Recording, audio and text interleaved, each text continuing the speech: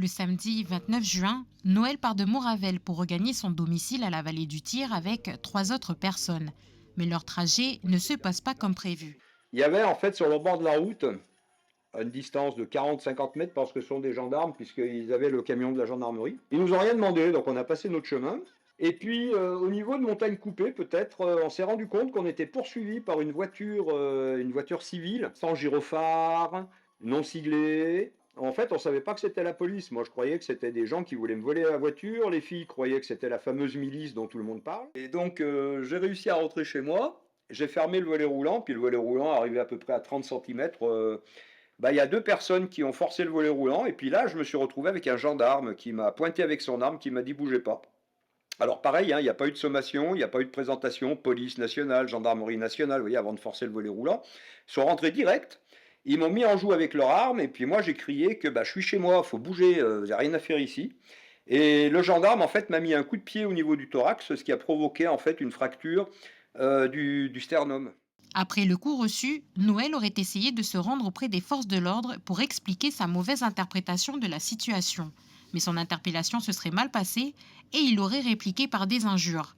Noël s'en sort avec une convocation judiciaire et un arrêt de travail de 2 semaines. Une situation qu'il juge injuste, comme celui que nous appellerons Jean. Il y a 2 semaines, un soir, après avoir entendu du bruit dans son quartier, il décide de sortir pour voir ce qu'il se passe auprès du voisinage quand une course-poursuite entre jeunes et policiers intervient. Avec son voisin, il se réfugie alors chez lui, mais se fait tirer dessus. Avant qu'ils montent, ils ont dit aussi, il faut pas se cacher. Et du coup, quand j'ai vu l'autre courir de l'autre côté de la rue, là, j'ai juste dit à mon fils et mon voisin qu'ils étaient encore là. Et juste au moment où j'arrive devant ma porte, il m'a tiré dessus avec un flashball. Il n'y a pas de prévenir ou quoi, même que tu es devant ta porte, ils ont tiré quand même. On a pensé que c'était quand on franchit notre portillon, on est chez nous, quoi, on est en sécurité, mais en fin de compte, non. J'ai peur maintenant pour ma petite famille, quoi. Une peur des interventions des forces de l'ordre que partage également celle que nous appellerons Cécile. Cette mère de famille a filmé l'arrestation du père de ses enfants et de 2 autres voisins de leur résidence. Alors qu'ils plaçaient des branches pour ralentir la circulation aux abords de leur habitation, des forces de l'ordre sont intervenues pour les interpeller.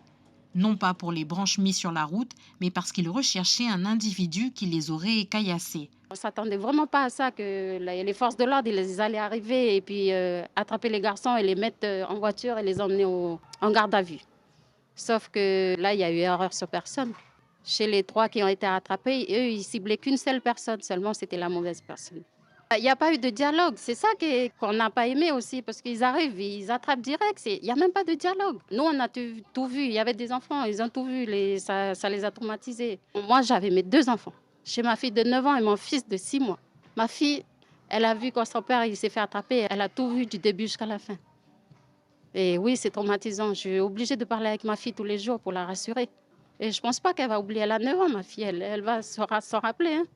Ce sont des forces de l'ordre qui sont censées nous protéger. Eh bien non, ils ne se sont même pas protégés, hein. Un sentiment que partage celle que nous appellerons Julie. Cette habitante de la vallée du Tir ne se sent pas en sécurité de par les interventions et de par les comportements des forces de l'ordre qu'elle a pu constater. Moi, depuis mon balcon, j'ai pu voir qui pointaient leurs armes avec les petites lumières vertes là, sur la petite famille. On a des interventions qui se font à l'aveugle et puis à pas d'heure. À chaque fois qu'il y a du bruit à l'extérieur, on sort au balcon ou au portail, vérifier, voir s'il n'y a pas un souci à l'extérieur. Et ouais, c'est à coup de ferme ta gueule qu'on est reçu. Rentre chez vous, ferme ta gueule. On nous a traité d'hommes de Cro-Magnon. Quoi encore, des expressions comme c'est moi la loi. Ce sont oppressés, quoi. Moi, je me sens pas plus en sécurité, au contraire. Qu'ils fassent leur travail comme il faut. Selon un communiqué envoyé par le procureur la semaine dernière, plusieurs enquêtes ont été ouvertes pour des faits de violence reprochés à des gendarmes ou policiers en exercice. Dans ce cadre, un agent de la police municipale de Nouméa a été condamné à 10 mois de prison ferme et à une interdiction d'exercice de 5 ans. La scène, filmée dans la nuit du 25 mai, avait été largement diffusée sur les réseaux sociaux. Et pour aller plus loin, avec nous ce soir, depuis Nouméa, Théophile Delassus, directeur de cabinet du haut-commissaire. Merci d'être avec nous. Tout d'abord, une réaction par rapport à ces témoignages que l'on vient d'entendre? Bonsoir à tous. Écoutez, je vais avoir du mal à réagir sur chacun des éléments de ce reportage, puisque je n'ai pas les éléments de contexte, les dates, mais je pense qu'il faut commencer par remettre l'église au milieu du village. Depuis maintenant près de 2 mois, plus de 3000 policiers et gendarmes travaillent jour et nuit à sécuriser la population, les habitants de Nouvelle-Calédonie. Et ils font face, eux, à une violence qui est inacceptable. Il faut le rappeler, ce n'est pas les policiers qui enflamment des barricades, ce n'est pas les policiers, les gendarmes qui envoient des cocktails Molotov ou des pierres, ce n'est pas les policiers, les gendarmes qui retirent des plaques d'égout et qui piègent ces égouts pour blesser. Ce n'est pas les policiers et les gendarmes qui tirent à tout va, autrement que dans un cadre proportionné et de légitime défense. Donc je pense qu'il faut remettre les choses à leur place. Les policiers et les gendarmes font un travail exceptionnel, d'un très grand professionnalisme, d'un très grand sang-froid pour rétablir les libertés publiques, la liberté de circulation. Dans le reportage, une dame disait qu'elle mettait des branchages sur la route et qu'elle était interpellée derrière. Oui, il est interdit de mettre des branchages sur la route. Et oui, on peut être interpellé quand on place des entraves à la circulation, à la liberté de circulation. Donc je pense qu'il faut remettre les choses à leur juste place. Et les policiers et les gendarmes font dans des conditions très difficiles un travail exceptionnel pour la sécurité des habitants de la Calédonie.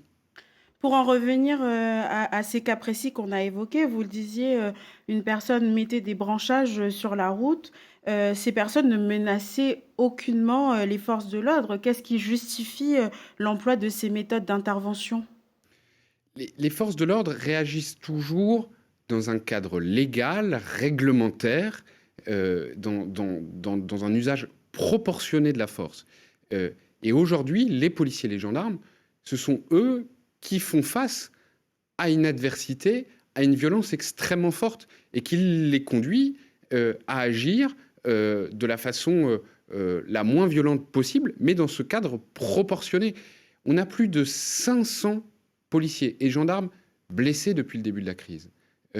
Et donc c'est bien cela qu'il faut avoir à l'esprit, c'est que ce sont les policiers et les gendarmes qui sont l'objet de violences totalement inacceptables et qui font un travail très professionnel pour rassurer, sécuriser et éviter que la situation ne s'empire et faire en sorte que la situation s'améliore en Nouvelle-Calédonie. Et par rapport, il y a quand même des victimes aussi dans la population. Est-ce que vous avez une idée du nombre d'enquêtes ouvertes par le parquet pour des faits de violence reprochés à ces gendarmes et ces policiers?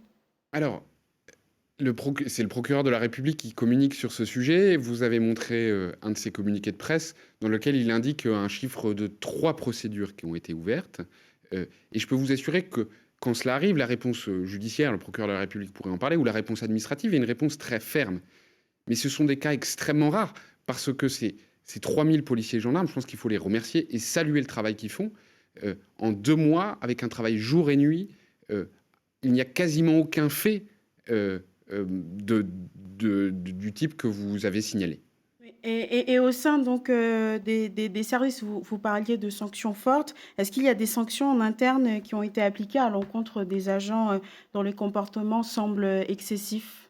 La déontologie de la police et de la gendarmerie est exemplaire. S'il y a un manquement, il y a une sanction administrative. Mais à nouveau, et je le redis, la réalité, la vérité, c'est que ce sont les policiers, les gendarmes qui font l'objet de tirs encore aujourd'hui, qui font l'objet de prises à partie, qui font l'objet de jets de cocktails Molotov. Et je veux vraiment ce soir saluer leur travail au service de la population de la Nouvelle-Calédonie. L'actualité aujourd'hui, c'est un navire, le Calao, qui a accosté ce matin. 10 nouveaux blindés Centaure ont été déchargés, ainsi que 15 camions de sapeurs-pompiers. Qu'est-ce qui justifie le renforcement du dispositif de sécurité déployé? Effectivement, régulièrement, des bateaux arrivent avec des moyens supplémentaires en temps normal, hors crise. Et là, un bateau est arrivé effectivement avec des moyens pour différents ministères et notamment des camions de sapeurs-pompiers supplémentaires parce que du fait des violences que j'évoquais, eh bien, il y a eu énormément d'incendies et des prises à partie aussi des pompiers, dont je veux saluer également le travail. Et donc, il faut remplacer un certain nombre de matériels. Et donc, l'État envoie du matériel supplémentaire. Et puis, des nouveaux Centaures, ce sont des engins blindés de la gendarmerie. Là aussi, parce que les gendarmes font l'objet de violences extrêmement fortes, font l'objet de tirs, et que pour travailler en sécurité, ils ont besoin d'outils qui leur permettent d'avancer, de déblayer, de rétablir la liberté de circulation, d'interpeller en toute sécurité pour leur intégrité physique. Donc, on doit comprendre que tant qu'il n'y a pas de retour au calme, ces moyens et ces effectifs resteront déployés. Les moyens resteront aussi longtemps qu'il le faudra. Le président de la République, le gouvernement a été très clair là-dessus. La détermination de l'État sur le rétablissement de l'ordre est totale. Nous y travaillons jour et nuit. Les policiers et les gendarmes y travaillent jour et nuit. Et ce matériel va nous aider à continuer dans cette direction. Une autre question d'actualité. Hier, plusieurs axes routiers ont été dégagés, notamment à Apoya. À Wailou, sur la côte est, des interventions sont en cours depuis plusieurs jours maintenant. Quelle est la situation sur place? Est-ce qu'il y a des blessés? Est-ce qu'il y a des interpellations? Oui, effectivement, il y a un certain nombre d'interpellations. Là aussi, c'est au parquet de communiquer sur ces différentes interpellations. Mais un travail important est fait pour sécuriser la commune de Wailou, où il y avait énormément de barrages, énormément de violence, une prise à partie inacceptable de la brigade de gendarmerie il y a quelques jours, vous vous en souvenez, au moment du premier tour des élections législatives. Et donc, les gendarmes travaillent à sécuriser la commune de Wailou. Et nous avons là aussi à déplorer 3 nouveaux blessés parmi les gendarmes, suite à des individus qui les ont percutés en pick-up.